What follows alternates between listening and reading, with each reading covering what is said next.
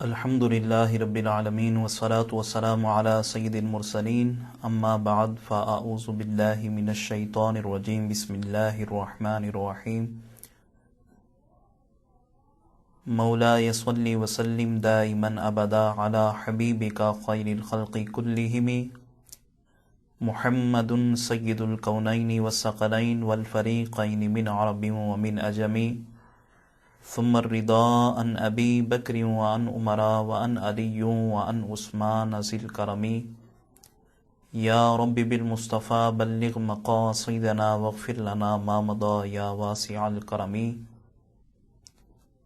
صدق الله العلي العظيم وصدق رسوله النبي الكريم ونحن على ذلك لمن الشاهدين والشاكرين والحمد لله رب العالمين۔ محترم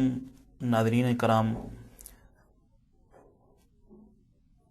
آج کی یہ نشست جو کہ ضروریات دین اسلام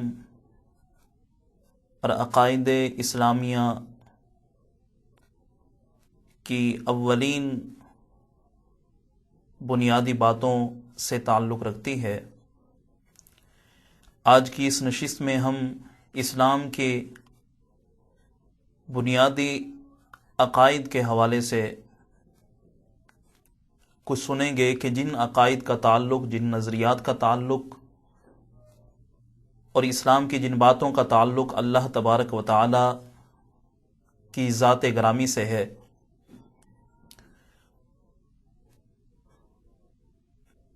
اس نشست میں ذات باری تعالیٰ کے وجود اور اس کی وحدانیت کے حوالے سے ہم چند اہم ضروری معاملات آپ سے شیئر کریں گے، اور اس گفتگو کا مقصد یہ ہے تاکہ ہم اللہ تبارک و تعالیٰ کی ذات کے حوالے سے جو اسلامی نظریات ہیں مختصر پیریڈ کے اندر ان نظریات کا علم حاصل کریں، تاکہ آنے والی زندگی میں ذات باری تعالیٰ، توحید باری تعالیٰ کے حوالے سے جو مختلف قسم کی باتوں کا ذہن میں آنا اور مختلف وساوس کا ذہنوں میں، دل و دماغ میں گھر کر جانا، ان تمام وساوس اور باتوں سے ہم بچ سکیں۔ تو اللہ تبارک و تعالیٰ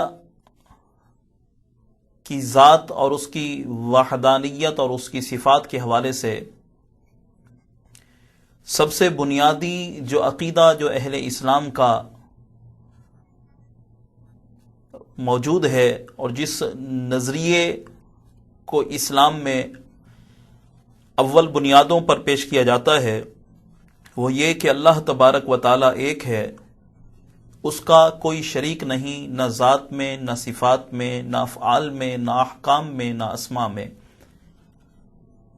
تو اللہ کی ذات واجب الوجود ہے، اور اس کی ذات کا کسی بھی طور پر، کسی بھی حوالے سے کوئی بھی شریک نہیں ہے۔ تو اسلام کا یہ بنیادی نظریہ ہمیں شرک سے دور کر کے اللہ تبارک و تعالیٰ کی وحدانیت کی دعوت دیتا ہے۔ اسلام کا یہ بنیادی عقیدہ اس لیے بیان کیا جا رہا ہے اور اسی لیے بیان کیا گیا ہے کہ شرک اور کفر کی لغزشوں سے، شرک اور کفر کی گھاٹیوں سے ایک مسلمان اپنے عقیدے کو، اپنے آپ کو جو ہے وہ محفوظ کر لے۔ تو اولین بنیادوں پر جو اللہ تبارک و تعالیٰ کی ذات و صفات کے حوالے سے دین اسلام نے نظریہ پیش کیا، تو وہ یہی نظریہ ہے کہ اللہ تبارک و تعالیٰ ایک ہے، جسم و جسمانیات، مکان و مکانیات سے پاک ہے۔ اللہ تبارک و تعالیٰ دیکھنے والا ہے، سننے والا ہے، احکام صادر فرمانے والا ہے۔ یعنی اللہ تبارک و تعالیٰ دیکھنے کے لیے آنکھوں کا، بولنے کے لیے زبان کا، سننے کے لیے کانوں کا محتاج نہیں ہے۔ ہاں وہ سنتا ہے، وہ دیکھتا ہے، اپنی قدرت کے شایان شان اپنی ذات اقدس کے شایان شان، جو چیزیں محتاجی کی جانب لے جانے والی ہیں، اللہ تبارک و تعالیٰ ان تمام احتیاج سے جو ہے وہ پاک اور مبرہ ہے۔ تو یہ سسٹم جو دیکھنے، سننے، بولنے کا جو ایک انسان کے ساتھ متعلق ہے، یہ تمام سسٹمز اسی کے پیدا کیے ہوئے ہیں، اور اس کی ذات گرامی کو اس قسم کے سسٹم کی کوئی ضرورت نہیں ہے۔ وہ سنتا ہے اپنی شان کے مطابق، وہ دیکھتا ہے اپنی شان کے مطابق، وہ کلام فرماتا ہے اپنی شان کے مطابق۔ تو اولین بنیادوں پر جو ہمیں نظریہ اللہ تبارک و تعالیٰ کی ذات گرامی کے بارے میں ہمارے دین نے دیا، وہ یہ کہ اللہ تبارک و تعالیٰ کی ذات ہے، وہ ایک ہے، وہ نہ کسی سے پیدا ہوا اور نہ اس کی کوئی اولاد۔ تو اس عقیدے کو بنیادی طور پر قرآن مجید میں کئی مقامات پر اللہ تبارک و تعالیٰ نے ہمارے لیے بیان فرمایا، اور اسی عقیدے کی بے مثال نظیر جو ہے قرآن مجید میں سورہ اخلاص میں موجود ہے، کہ جس میں اللہ تبارک و تعالیٰ نے خود اپنی ذات سے متعلق یہ نظریہ اپنے بندوں کو عطا فرمایا، اور اپنے پیارے محبوب صلی اللہ تعالی علیہ وسلم سے ارشاد فرمایا، قل هو اللہ احد، اے محبوب آپ فرما دیجئے کہ وہ اللہ ہے اور وہ ایک ہے، اللہ الصمد، اور وہ بے نیاز ہے، لم یلد ولم یولد، وہ کسی سے پیدا نہ ہوا اور نہ ہی اس کی کوئی اولاد ہے، ولم یکن لہ کفوا احد، وہ اکیلا ہے، وہ احد ہے، وہ صمد ہے، وہ بے نیاز ہے۔ تو اللہ تبارک و تعالیٰ نے اپنی ذات گرامی سے متعلق ہمیں وہ نظریات عطا فرما دیے، اور فقط انہی نظریات کو ہی تھامنا یہ اہل اسلام کا وہ نظریہ بن جاتا ہے کہ جو اللہ تبارک و تعالیٰ کی ذات سے متعلق ایک مسلمان رکھتا ہے۔ تو اب ایک مسلمان کی ضرورت یہ ہے، ایک مسلم کے عقیدے کی ضرورت یہ ہے کہ وہ اللہ تبارک و تعالیٰ کی ایک تو ذات کو مانے، اور اسی طرح سے اس کی صفات کو مانے، اور اس کی ذات اور صفات اور اس کے معاملات کو جو ہے وہ کسی کی شرکت سے جو ہے وہ مبرہ اور منزہ مانے۔ اللہ تبارک و تعالیٰ کا کسی بھی حوالے سے ذات و صفات میں، افعال و احکام میں، اسماء میں قطعاً کوئی بھی جو ہے وہ شریک نہیں ہے۔ تو اللہ تبارک و تعالیٰ کی ذات کا وجود، اس کو ماننا، اور اسی طرح سے اللہ تبارک و تعالیٰ اپنی ذات میں یکتا ہے، اکیلا ہے، وحدانیت کا، اکیلے پن کا جو ہے وہ عقیدہ رکھنا، یہ اہل اسلام کے اللہ تبارک و تعالیٰ کی ذات سے متعلق ضروری نظریات میں سے ایک نظریہ ہے۔ تو ایک تو ذات الہی کا، اللہ کی ذات کا ماننا، اور پھر توحید کا ماننا، یہ دونوں باتیں اسلام کے بنیادی ایک اعتقادات میں سے ہیں، بنیادی عقائد میں سے ہیں، اسلام کے بنیادی نقطہ نظر میں سے ہیں۔ ہر مسلمان کا اس بات پر عقیدہ بہر صورت ہونا لازمی ہے کہ اللہ تبارک و تعالیٰ کی ذات واجب الوجود ہے، اللہ تبارک و تعالیٰ کی ذات بے شک حق ہے اور موجود ہے، اور اسی طرح سے اللہ تبارک و تعالیٰ اپنی ذات میں واحد ہے، اکیلا ہے، وہ یکتا ہے، اس کا کوئی ہمسر یا کوئی شریک نہیں ہے، وہی مدبر کائنات ہے، وہی خالق کائنات ہے، اور اسی طرح سے پوری عالم کا خالق جو ہے وہ وہی اللہ تبارک و تعالیٰ کی ذات مقدسہ ہے۔ تو اسی طرح سے اب اللہ تبارک و تعالیٰ کی ذات کا نظریہ رکھنا اور اس کی وحدانیت کا نظریہ رکھنا، اس کے ہم اس حوالے سے بھی محتاج ہیں کہ اللہ تبارک و تعالیٰ نے انسانی جسم کو دو شکوں میں رکھا، ایک انسان کی باڈی ہے جسے جسم کہا جاتا ہے، اور اسی طرح سے ایک اس کے اندر موجود روح ہے، کہ جس روح کی موجودگی کی وجہ سے کسی بھی انسان کو زندہ کہا جاتا ہے۔ تو ان دو چیزوں کا مرکب جو ہے وہ انسان ہے، زندہ انسان کہلاتا ہے۔ تو ایک انسان کی باڈی اور اس میں موجود روح، اور جب روح بدن سے نکل جائے تو اب وہ جو کل تک زندہ کہلاتا تھا، جب تک باڈی میں روح اللہ تبارک و تعالیٰ کی جانب سے موجود تھی، تو اب اگر اس روح کا انقطاع، اس روح کا تعلق انسانی بدن سے خالی ہو جائے تو اب یہ انسانی بدن جو ہے وہ مردہ کہلاتا ہے۔ تو اللہ تبارک و تعالیٰ ایک ہے، اس کی ذات موجود ہے، اور وہ اپنی ذات میں واحد ہے، یکتا ہے۔ یہ اسلام کے بنیادی نظریات میں سے ایک نظریہ ہے، اور اس نظریے کے محتاج ہم اس وجہ سے ہیں، اس نظریے کا ماننا اس وجہ سے بھی ہے کہ ہمیں اللہ تبارک و تعالی نے انسان کو دو چیزوں سے مرکب فرمایا، ایک جسم اور دوسرا روح۔ تو اب ضرورت توحید اور ضرورت الہیہ کا ہم جو اقرار کرتے ہیں، اس کی وجہ یہ بھی ہے کہ روح جسم کو اللہ تبارک و تعالی نے اس کی نشو و نما کے لیے بہت ساری چیزوں کو محتاج بنایا، کہ انسانی جسم اپنی بقا کے لیے بہت ساری چیزوں کا محتاج ہے، جیسا کہ انسانی جسم ہوا کے بغیر وہ مضبوط نہیں رہ سکتا، نشو و نما نہیں پا سکتا، اسی طرح سے انسانی جسم اپنے نشو و نما کے لیے خوراک کا محتاج ہے، انسانی جسم جو ہے اپنی نشو و نما کے لیے جو ہے وہ آب و ہوا کا محتاج ہے۔ اسی طرح سے ہمارے جسم کے نشو و نما کے لیے، اس کے گھٹنے بڑھنے کے لیے اللہ تبارک و تعالی نے مختلف اقسام کی چیزوں کو جو ہے وہ ہمارے سامنے رکھا، گویا کہ جسم اپنے آپ کو باقی رکھنے میں ان تمام اشیاء کا محتاج ہے۔ تو اسی طرح سے اللہ تبارک و تعالی نے ہمارے اندر جو روح رکھی، کہ جس کا تعلق اگر ہمارے جسم سے ہو تو ہم زندہ کہلاتے ہیں، اور اگر وہ روح ہمارے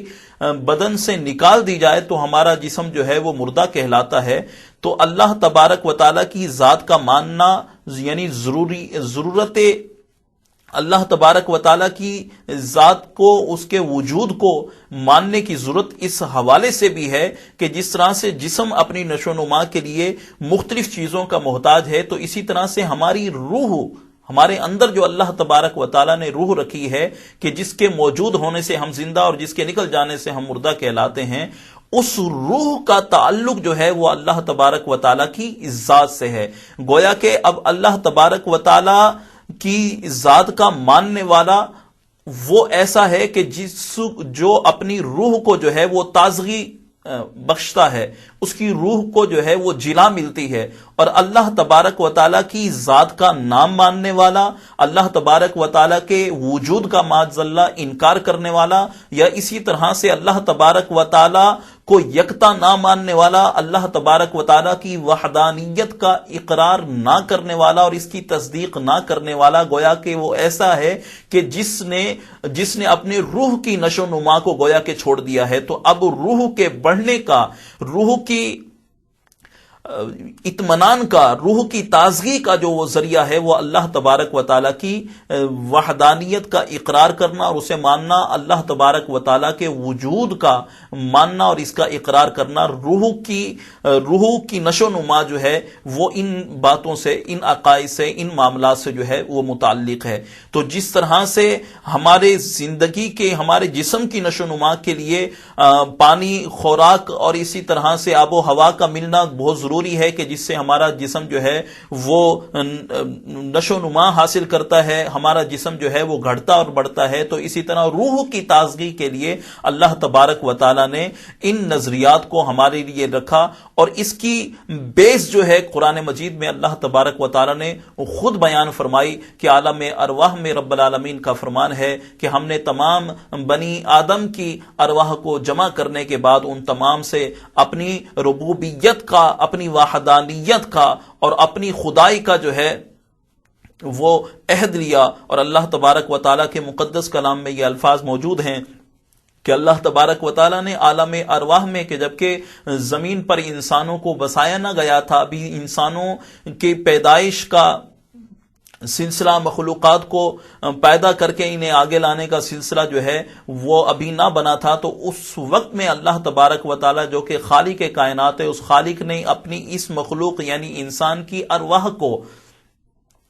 ان کو جمع فرمانے کے بعد جو ہے ان سے عہد لیا کہ الستو بربکم، کہ کیا میں تمہارا رب نہیں ہوں؟ تو تمام ارواح نے اس وقت یکجاں ہو کر اور یک زباں ہو کر تمام ارواح نے یہ کہا بلا، کہ کیوں نہیں، تو ہمارا رب ہے، ہم تجھے اپنا رب تسلیم کرتے ہیں، ہم تجھے اپنا خالق تسلیم کرتے ہیں۔ تو قرآن مجید کی گویا کہ ان نصوص سے یہ معلوم ہو رہا ہے کہ فطرت انسانی میں اس بات کا جذبہ جو ہے وہ موجود ہے کہ وہ اللہ تبارک و تعالیٰ کی ذات اور اس کی وحدانیت کو مانے بغیر اس کی روح جو ہے کسی طرح سے مطمئن نہیں ہو سکتی۔ تو اب عالم ارواح میں جو ہم نے اللہ تبارک و تعالیٰ کے اس فرمان پہ کہ الستو بربکم کہ کیا میں تمہارا رب نہیں ہوں، تمام ارواح نے کہ جتنے لوگ آج تک دنیا میں آئے اور آ کر چلے گئے، جتنے اس وقت پوری دنیا میں کرۂ ارض میں موجود ہیں یا جتنے قیامت تک آئیں گے، ان تمام ارواح نے یک زبان ہو کر اس وقت یہی کہا تھا کہ کیوں نہیں تو ہمارا رب ہے۔ تو اللہ تبارک و تعالیٰ کی وحدانیت کا اس وقت ارواح نے جو ہے وہ اقرار کیا۔ تو اب جب وہ روحیں دنیا میں آتی ہیں، جب ان کی پیدائش ہوتی ہے، تو فطری طور پر ہر انسان کے اندر، فقط مسلمان کی بات نہیں، ہر انسان کے اندر یہ جذبہ کار فرما ہوتا ہے کہ وہ اللہ تبارک و تعالیٰ کی ذات کو جو ہے وہ تلاش کرے، چونکہ یہ فطرت میں اللہ تبارک و تعالیٰ نے اپنی وحدانیت کا، اپنی ذات کا درس لوگوں کے ارواح میں رکھا ہے، ان کے قلوب میں رکھا ہے۔ تو اب جب انسان پیدا ہو جاتا ہے تو فطری طور پر وہ اپنے اس رب کی بارگاہ کو تلاش کرنے کی کوشش کرتا ہے، اپنے اس رب کی بارگاہ تک پہنچنے کی کوشش کرتا ہے۔ تو اب مسلمانوں کا یہ نظریہ کہ اللہ تبارک و تعالی موجود ہے، وہ واحد ہے، وہ یکتا ہے، اس کی ذات گرامی موجود ہے، وہی خالق ہے، وہی مدبر ہے، تو اس قسم کے جو نظریات اسلام نے بنیادی طور پر فرسٹ ٹائم ہمارے سامنے جو رکھے اور اولین بنیادوں پر ہمارے سامنے رکھے، تو اس کی وجہ یہ ہے کہ ان نظریات کا تعلق انسان کی فطرت سے ہے، اور فطرت انسانی میں جو بات موجود ہوتی ہے انسان اس کو پانے کی جو ہے وہ کوشش کرتا ہے۔ تو اب اس پر یہ سوال اٹھتا ہے کہ اگر تمام مخلوقات نے، تمام ارواح نے عالم ارواح میں اللہ تبارک و تعالیٰ کی ربوبیت کا جو ہے وہ اقرار کیا تھا، اس کی وحدانیت اور اس کی ذات کا اقرار کیا تھا، تو آج کئی لوگ ایسے ہیں کہ جو اللہ تبارک و تعالیٰ کے وجود کے ہی منکر ٹھہرے، کہ جو اللہ تبارک و تعالیٰ کی ذات کو نہیں مانتے، اس کے وجود کو نہیں مانتے، یا اسی طرح سے اسے واحد نہیں مانتے، اللہ تبارک و تعالیٰ کی توحید اور وحدانیت کا جو ہے وہ اقرار نہیں کرتے۔ تو اگر انسان کی فطرت میں یہ چیزیں موجود ہیں تو پھر اتنے سارے لوگ کہ جو ایک تعداد میں ہیں اور اللہ تبارک و تعالیٰ کی وجود کا اور اس کی ذات و صفات کا جو ہے وہ انکار کر بیٹھتے ہیں، اس کی وحدانیت کا انکار کر بیٹھتے ہیں، تو اس کی لاجک کیا ہوگی کہ اصل فطرت اپنی جگہ پہ ہے، لیکن بعض خارجی اسباب اس طرح سے پیدا ہو جاتے ہیں کہ جن کی وجہ سے انسان متعلقات فطرت سے جو ہے وہ دور ہو جاتا ہے۔ اب اس کو ہم یوں سمجھ سکتے ہیں کہ یقیناً میٹھا یا میٹھی اشیاء یا وہ چیزیں کہ جن کا شمار میٹھے سے ہوتا ہے، تو یقیناً میٹھی شے کو ہر کوئی میٹھا کہے گا، اور جو ایک عقل سلیم رکھنے والا ہے، ایک ذہن رکھنے والا ہے، جو لاجیکل بات کرنے والا ہے، وہ ہمیشہ میٹھے کو میٹھا ہی کہے گا۔ لیکن اب اصل فطرت جو ہے وہ میٹھے کو میٹھا اور کڑوے کو کڑوا اور پھیکے کو پھیکا کہے گی، یعنی تینوں قسم کے جو ذائقے ہیں، یہ جتنی بھی اقسام کے ذائقے ہوں، تو جو اس کو جاننے والا ہے، تو جیسے ہی وہ چیز اس کے سامنے آئے گی تو اس کی فطرت اور اس کا جو ہے ذوق اور اس کا ذہن اس بات کو تسلیم کرے گا کہ یہ چیز پھیکے ذائقے سے تعلق رکھتی ہے یا میٹھے سے تعلق رکھتی ہے یا اس چیز کے اندر کڑواہٹ ہے۔ لیکن اب جب وہی میٹھی شے کسی ایسے شخص کے پاس لے کر چلی جائے کہ جس کو بخار ہے، جو کافی عرصے سے بخار کی کیفیت میں مبتلا ہے، یا کچھ ایسے امراض میں مبتلا ہے کہ جن کی وجہ سے حلق میں جو ہے وہ کڑواہٹ محسوس ہوتی ہے، منہ کا ذائقہ چینج ہو جاتا ہے، تو اب اگر اس بیمار شخص کے سامنے اس کے منہ میں وہ چینی کے دانے، وہ مٹھاس کے دانے رکھ بھی دیے جائیں تو وہ اس مٹھاس کو جو ہے وہ محسوس نہیں کر سکتا۔ تو اب اصل میں تو اس کا ذہن بھی تسلیم کر رہا ہے کہ یہ چیز جو ہے وہ میٹھے سے تعلق رکھتی ہے، لیکن اس کا حلق اب اس وقت جو ہے اس میٹھے کو ماننے سے قاصر ہے۔ تو اللہ تبارک و تعالیٰ نے ہر انسان کی فطرت میں اپنی محبت کو رکھا ہے، اپنی وحدانیت کے جذبوں کو رکھا ہے۔ اللہ تبارک و تعالیٰ نے ہر انسان کی فطرت میں جو ہے اپنی ذات کے جذبوں کو رکھا ہے، اپنی ذات کی انسیت کو رکھا ہے، اپنی ذات کی محبت کو رکھا ہے۔ لیکن اب وہ لوگ کہ جو دنیا میں آئے، یہ تمام فطرتیں ہونے کے باوجود بھی وہ اللہ تبارک و تعالیٰ کی ذات کا یا صفات کا یا اسی طرح سے اس کی وحدانیت کا اگر کوئی انکار کر دیتا ہے تو وہ بالکل اس بیمار کی طرح ہے کہ جس کے سامنے میٹھا پیش بھی کیا جائے تو تب بھی وہ اپنے اس میٹھے کے ذائقوں کو اپنی بیماری کی وجہ سے جو ہے وہ پہچان نہیں سکتا، اس کی مٹھاس کو جو ہے وہ حاصل نہیں کر سکتا۔ تو پتہ چلا کہ اگر کوئی وحدانیت خداوندی کا انکار کرتا کرتا ہے اللہ کی وحدانیت کا انکار کر کے شرک کی جانب پھر جاتا ہے کہ کئی خداؤں کو ماننا شروع ہو جاتا ہے، یا اسی طرح سے اللہ تبارک و تعالیٰ کی ذات کا ہی گویا کہ انکار کر دیتا ہے، جیسا کہ رسول کریم ہمارے پیارے نبی جناب احمد مجتبی محمد مصطفیٰ صلی اللہ تعالی علیہ وسلم کی بعثت مبارکہ سے پہلے کے جب ہم ادوار دیکھتے ہیں اور آپ کی ولادت باسعادت کے بعد کے ادوار میں بھی ہم یہ دیکھتے ہیں کہ اس روئے زمین پر کئی قسم کے لوگ جو ہے وہ اللہ تبارک و تعالیٰ کی بارگاہ کے حوالے سے، اللہ کی ذات کے حوالے سے مختلف قسم کے نظریات رکھتے تھے، جیسا کہ اس زمین پر ایک گروہ ایسا بھی تھا کہ جو اللہ تبارک و تعالیٰ کے وجود کا ہی منکر تھا، اور ایسے گروہ کو دہریہ کا گروہ کہا جاتا ہے۔ یہ دہریے جو ہیں وہ دہر کو، اس زمانے کے تغیرات کو تو یہ بولتے تھے کہ ان زمانے کے تغیرات سے جو ہے وہ معاملات میں تغیرات پیدا ہو جاتے ہیں، معاملات مختلف ہو جاتے ہیں، گویا کہ یہ دن اور رات کا بڑھنا گھٹنا، یا اسی طرح سے رات کے بعد دن کا آ جانا، دن کے بعد رات کا آ جانا، تو یہ جتنے بھی تغیرات ہیں ان تغیرات کی وجہ جو ہے وہ زمانہ ہے، کہ جیسے جیسے زمانہ بڑھتا جاتا ہے تو یہ مختلف واقعات بھی رونما ہوتے جاتے ہیں۔ تو وہ اللہ تبارک و تعالیٰ کی ذات کو مؤثر مانتے ہی نہیں تھے، اللہ تبارک و تعالیٰ کی ذات کا انکار ہی کر بیٹھتے تھے، تو ایک گروہ ایسا بھی موجود تھا۔ پھر اسی طرح سے عرب دنیا میں اگر نظر دوڑائیں، اس وقت کے ماحول کو دیکھا جائے تو اس وقت ان ادوار کے اندر عرب میں صابیوں کا گروہ موجود تھا۔ اب یہ صابی جو ہے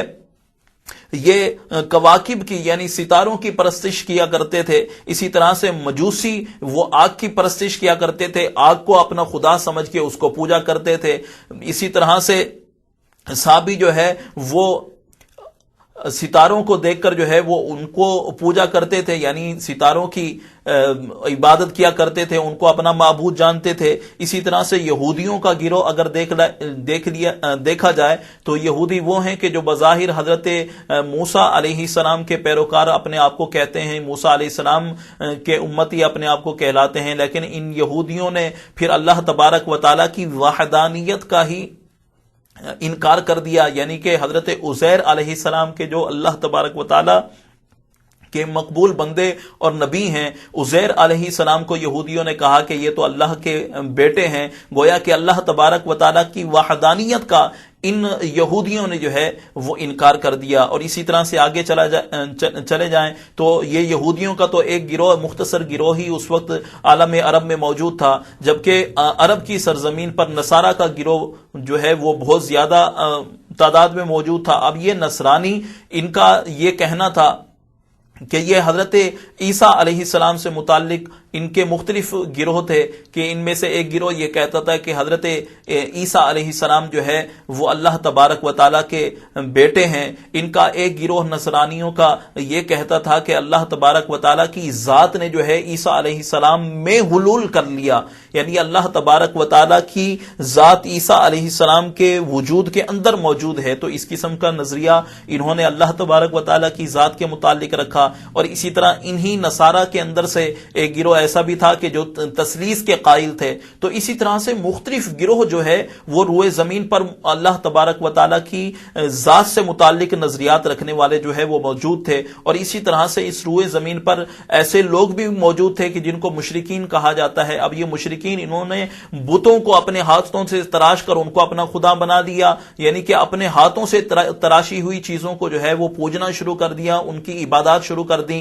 اور یوں اللہ تبارک و تعالیٰ کی اس وحدہ لا شریک ذات کی جو ہے عبادت کو چھوڑ کر، اس معبود برحق کو چھوڑ کر جو ہے وہ بتوں کو پوجنا شروع کر دیا۔ تو اس قسم کے مختلف قسم کے گروہ عالم عرب میں بھی اس وقت موجود تھے۔ تو اب یہ سلسلہ اللہ تبارک و تعالیٰ کی ذات و صفات کا ماننا اور اس کی وحدانیت کا ماننا، یہ تمام سلاسل جو ہے وہ اس انداز میں چلے۔ تو اسلام نے ان تمام نظریات کا جو ہے، چاہے وہ مجوسیوں کے ہوں یا صابیوں کے ہوں یا اسی طرح سے مشرکین ہوں یا یہود اور نصارہ نے جس انداز میں جو اپنے نظریات اللہ تبارک و تعالیٰ کی ذات سے متعلق رکھے، تو قرآن مجید نے ان تمام عقائد کا کہ جو اللہ تبارک و تعالیٰ کی ذات کے حوالے سے رکھتے تھے، ان کا تمام کا جو ہے وہ رد کیا۔ اور اللہ تبارک و تعالیٰ نے واضح طور پر یہ ارشاد فرمایا کہ هو اللہ احد، اے محبوب آپ کہہ دیجئے کہ وہ اللہ موجود ہے، وہ اکیلا ہے۔ پھر اسی طرح سے آگے سے وہ یہودی کہ جو حضرت عزیر علیہ السلام کو اللہ تبارک و تعالیٰ کا بیٹا کہتے تھے، یا وہ نصارہ کے جو حضرت عیسیٰ علیہ السلام کے حوالے سے بات کرتے تھے کہ یہ اللہ کے بیٹے ہیں یا اللہ کی ذات نے ان میں حلول کر لیا، یہ جو تثلیث کے قائل تھے، ان تمام کا رد بلیغ قرآن مجید نے مختصر جملوں کے اندر، مختصر الفاظ کے اندر فرمایا۔ قرآن کی وہ آیتیں جس طرح سے نازل ہوئی تھیں ہمارے پیارے نبی صلی اللہ تعالی علیہ وسلم کی ذات مقدسہ پر، وہ اسی انداز میں آج تک موجود ہیں۔ قرآن کا مطالعہ ان تمام نظریات کے حوالے سے کر کے دیکھیے کہ اللہ تبارک و تعالی نے بالکل واضح انداز میں مختصر اور جامع الفاظ میں جو ہے ان تمام عقائد باطلہ کا جو ہے وہ رد فرمایا، اور بالکل اپنی وحدانیت کو، اپنی ذات کو لوگوں کے سامنے رکھا۔ اور اللہ تبارک و تعالی نے ان دہریوں کہ جو خود اس کی ذات کے ہی منکر تھے، جو دہر کو، جو زمانے کو تو مؤثر کہتے تھے لیکن اللہ تبارک و تعالی کی ذات کو قطعی طور پر مؤثر نہیں سمجھتے تھے، ان کا بھی رد فرمایا۔ اور اللہ تبارک و تعالی نے فرمایا الذی خلق سبع سماوات طباقا، کہ وہ ذات مقدسہ کہ جس کے متعلق تم یہ دیکھ سکتے ہو کہ جس نے 7 دنوں کے اندر زمین و آسمان کو جو ہے وہ پیدا فرمایا۔ اور اسی آیت کریمہ کے اگلے جز میں اللہ تبارک و تعالی نے فرمایا کہ کیا یہ اس ترتیب کو، عالم اسباب کی، اس عالم کی اور اس زمین کی ان تمام ترتیبات کو دیکھ کر بھی تم کیا اس کا اندازہ نہیں لگا سکتے کہ یہ چیزیں خود بخود مرتب ہو گئیں۔ اور اسی پر جو ہے قرآن مجید کی انہی آیات کریمہ کی روح سے اہل اسلام نے آج تک اس قسم کے مشرکانہ اور اس قسم کے دہرانہ اور مختلف قسم کے نظریات کا جو ہے عالم اسلام آج تک رد کرتا آیا۔ اور جب قرآن مجید نے یہ نظریات اللہ تبارک و تعالیٰ نے اپنے مقدس کلام کے ذریعے ان لوگوں کے سامنے رکھے، تو یہ وہی تو لوگ ہیں کہ جب ان کے سامنے حقانیت کی باتیں آئیں، اللہ تبارک و تعالیٰ کی ذات، اس کی صفات، اس کی وحدانیت کے حوالے سے جب یہ ساری باتیں کھل کے رسول کریم علیہ الصلوۃ والسلام نے ان کے سامنے رکھی، تو وہ وہی گروہ یہود سے لوگ تھے، وہی گروہ نصارہ کے لوگ تھے کہ جن کے سامنے قرآن مجید کی جب یہ حق آیات جو ہے وہ واضح طور پر سامنے آئیں، تو انہوں نے اپنے ان جو ہے وہ مشرکانہ اور اس طرح سے کافرانہ جو نظریات تھے ان نظریات کو ترک کیا اور اللہ تبارک و تعالیٰ کی ذات کے ماننے والے بن گئے۔ تو اب مختصر انداز میں آخر میں نتیجہ یہی اخذ ہوا کہ جس طرح سے اللہ تبارک و تعالیٰ نے جسم و جسمانیات کی نشو و نما کے لیے آب و ہوا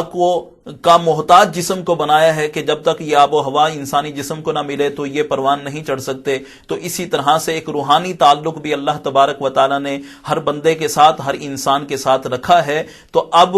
اس روحانیت کا تقاضا یہ ہے کہ اللہ تبارک و تعالیٰ کی ذات کو مانا جائے، اور اس روحانیت کا تقاضا یہ ہے کہ اللہ کو